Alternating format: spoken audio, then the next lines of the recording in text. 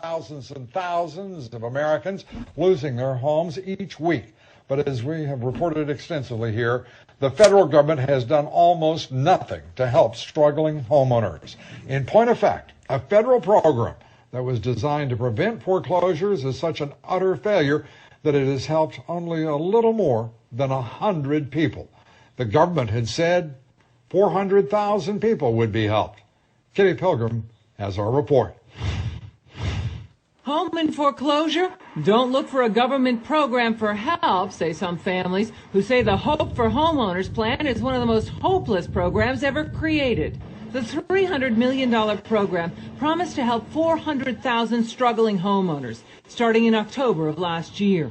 The government's housing office today said that as of last week, only 373 people have applied and less than half, fewer than 150, have received any assistance. And then boom, that curtain closed. In Miami today, the representatives of 26 state community housing organizations are fed up with government promises. They are working out local solutions for what the federal government has promised to fix. We're here to try to figure out how do we influence this administration, this Congress, these regulators, the financial services sector to try to come up with meaningful, substantive responses to the foreclosure crisis, because we know the neighborhoods that we work in, our members work in, are simply not going to see any progress. The conference participant from Las Vegas, Nevada, says the city has 28,000 vacant properties right now and is averaging 5,000 foreclosures a month. It is not working.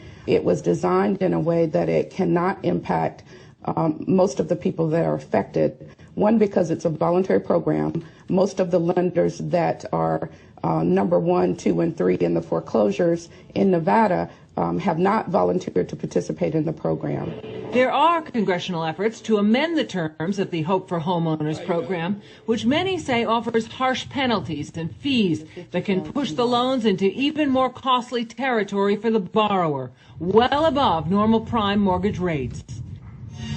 We spoke to the Housing and Urban Development Office today. They admit the number of applications for mortgage relief were a fraction of the 400,000 initially predicted. But ironically, today, that office announced a financial literacy campaign for 6 cities across the country.